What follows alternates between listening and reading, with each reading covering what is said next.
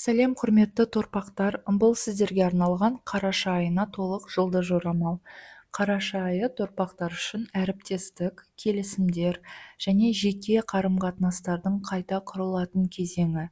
Бұл айда сіз серіктестермен, әріптестермен және маңызды адамдармен байланыстарды қайта-қайта бағалайтын боласыз.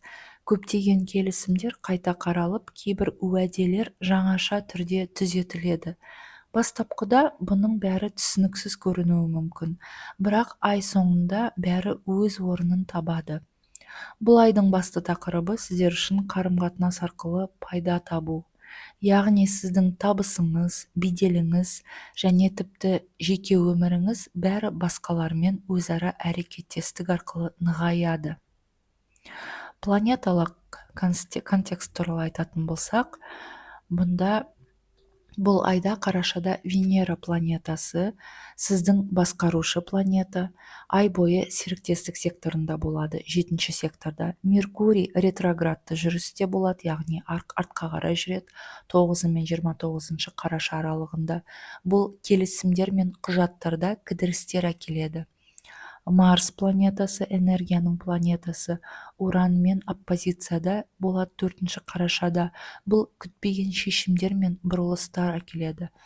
Юпитер, сәттіліктің планетасы, 12-ші қарашада артқа қарай сондай-ақ ретроградқа жүреді. Бұл өткен, бірақ біздер қолданып үлгермеген мүмкіндіктер қайта ашылады бұл кезде. Және әрине айдың толуымен жаңа айға да тоқталамыз. Толған ай бұл айда 5-ші қарашада сіздің жаңағы торпақтардың белгісінде болады, яғни сіздің 1-ші секторда. Ол өзін өзі таныту және нәтижелер әкеледі. Ал жаңа ай саршаян белгісінде сіздің 7-ші секторда туады. Ол жаңа серіктестік немесе келісімдер әкеледі. Енді әрбір маңызды күндерге тоқталатын болсақ, 1-ші және 2-ші қарашада Венера мен Юпитердің квадраты болады.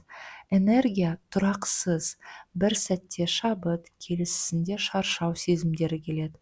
Қаржылық немесе жоспарлық мәселелерде шатасу мүмкін. Бұл күнге кеңес, демалыс пен жұмысты теңестіріңіз, асығыс шешімдер қабылдамаңыз. 4-ші қарашада Марс пен Уранның оппозициясы болады. Бұл осы айдың қарашада ең шиеленісті күні. Қаржы мен тұрақтылық осьтері бір-бірімен белсенді болмақ. Күтпеген жаңалықтар келеді. Техникалық ақаулар болуы мүмкін, немесе келісімшарттардың бұзылуы да ықтимал. Маңызды келісімдерді, төлемдерді және үлкен бір нәрсе, қымбат заттарды сатып алуды бұл күнге жоспарламаңыз. 5-ші қарашада аспанда ай толады торпақ белгісінде, яғни сіздің 1-ші секторда. Бұл сіз үшін өз-өзіңізді көрсететін уақыт. Бұл күні жеке жобалардың аяқталуын, маңызды нәтижелер шығару және шешімдердің көрінісі келеді. Сіз назар ортасында боласыз. Сұхбат, ұсыныс немесе кәсіби жетістіктер мүмкін болады. Жеке имиджіңізді, реклама, жарнама жасау өзіңізге және өзіңізді таныстыру үшін, презентация жасау үшін бұл ең сәтті күн. 6-ші қарашада Венера планетасы саршаян белгісіне өтеді, ал торпақтар үшін бұл сіздің 7-ші секторды қозғайды. 7-ші сектор бізде серіктестік секторы, сондықтан ол белсенді болады. Яғни бұл күні бұрынғы болған қандай да бір келіспеушіліктер қазір шешіле бастайды және жаңа келісім шарттар пайда болады, жаңа клиенттер, контрактілерге қол қоюға болады. Бұл кезеңде жұмыс арқылы табыс немесе жеке қарым-қатынастарда жылы жақындасу байқалады.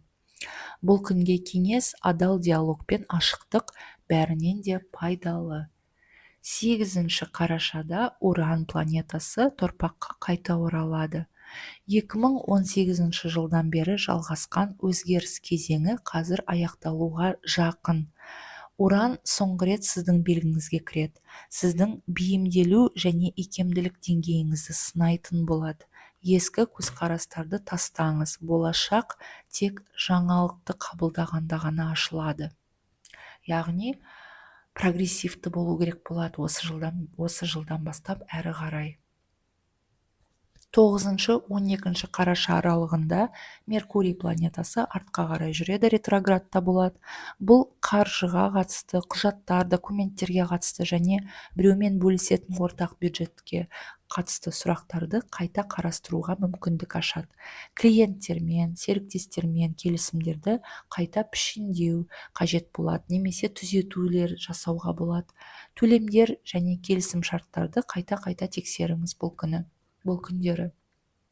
Сонымен қатар 12 қарашада тағы да екі аспект болады аспанда. Ол біріншісі Меркурий мен Марс планеталарының қосылысы. Бұл жаңа шешімдер мен ішкі серпілістің күні.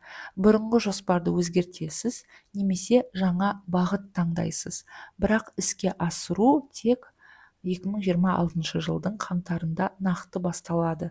Жоспарларыңыздың бәрін қағазға түсіріп жазыңыз, ал әрекет жасауға асықпаңыз. Екінші аспект ол сол күні 12 қарашада сәттіліктің, кеңейтудің планетасы Юпитер планетасы сондай-ақ ретроградқа қарай бұрылады. Бұл бұрынғы жобалар қайта оралады деген сөз. Ескі клиенттер, бұрынғы әріптесіңіз немесе серіктес сізбен қайта байланысуы мүмкін. Бұл күнге берілетін кеңес: өткен идеяны жаңа тәсілмен іске асырып көріңіз, сол кезде табыс келеді.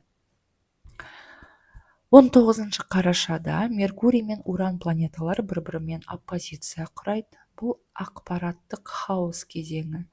Бұл күні бұзылған келісімдер, күтпеген жерден хабарлар немесе қате түсінік туындауы мүмкін. Айтылған әр сөзді мұқият ойлаңыз. Бұл күні эмоциядан туған шешімнің барлығы қате. 20 қарашада аспанда жаңа ай туады. Жаңа ай Саршаян белгісінде туады. Ал торпақтар үшін бұл сіздің 7-ші секторды қозғайды. 7-ші сектор бізде серіктестік, қарым-қатынастардың секторы, сондықтан бұл жерде жаңа кезең басталады. Жаңа танысулар, келісім шарттар келеді, клиенттер, немесе біреумен бірлескен жоба бастайсыз. Серіктеске сенім артыңыз. Бұл жаңа қарым-қатынасқа есік ашатын болады. 21 қараша күні Меркурий мен қара ай қосылысы болады. Бұл сөздер бұрмалануы мүмкін күн. Жалған ақпарат түсуі ықтимал. Бұл күні құжаттарға қол қою, уәде беру немесе ұрысу өте қауіпті. Шындықты таңдап, сондай-ақ үнсіздік бұл күні кейде ең дұрыс шешім болады. Яғни үнсіз, ешқандай ұрысқа, ешқандай керіске қосылмай, сырт жағынан бақылап, конфликтіге қосылмау ең дұрыс шешім болады бұл күнге. 24 қарашада Марс пен Ай түйіндерінің квадраты болады. Бұл кармалық шешімдер күні. Сіз әрекет пен күту арасында таңдау жасайтын боласыз. Яғни бір жағынан әрекет еткіңіз келеді, бір нәрсені бастағыңыз келеді.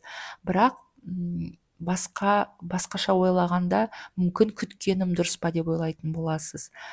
Қазір болашақ сізден нақты қадам күтеді. Тоқтамағаныңыз дұрыс, нақты іс тек сізді алға жетелейтін болады. 25 қарашада Меркурий мен Венера планеталары қосылысы болады. Бұл жылы сөйлесу, өте үйлесімді күн, гармониялық күн. Әсіресе серіктеспен диалог жақсара бастайды. Келісім жасау жеңілдейді. Хаттар, презентациялар, келісімдер үшін өте тамаша күн. 28 қарашада Венера мен қара ай қосылысы. Бұл эмоциялық артықшылық күні. Басқаларға көмектесем деп өзіңізге зиян тигізіп алмаңыз. Бұл күнге кеңес: жақсылық жасау алдында өз шекараңызды міндетті түрде есте сақтаңыз. 30 қарашада Венера планетасы Мерген белгісіне өтеді, ал торпақтардың бұл 8-ші секторын қозғайды. Бұл ай соңында табыспен шабыт тартатын күн. Жаңа жобалар, инвестицияға қатысты сұрақтар немесе қаржылық серіктестік жаңадан басталады. Сенімді адамдармен бірге әрекет етіңіз, сонда табысты ай болады. Оның ар жағында желтоқсан айында да бұл сұрақ жалғаса түседі. Қорытындылайтын болсақ, торпақтар үшін қараша қарым-қатынас, қаржы, серіктестіктің жаңарудың айы. Күтпеген жағдайлар алдымен шатастырғанмен сізді, бәрі сіздің пайдаңызға шешіледі соңында. Қараша сізге серіктестік арқылы табыс әкеледі, ал адалдық арқылы ішкі тыныштық сыйлайды. Құрметті торпақтар, мен сіздерге сәттілік тілеймін. Алдыңғы уақытта 2026 жылға толық жылды жорамал шығады. Видеоларды уақытында көру үшін арнаға жазылып қоңырауды басып қойыңыз.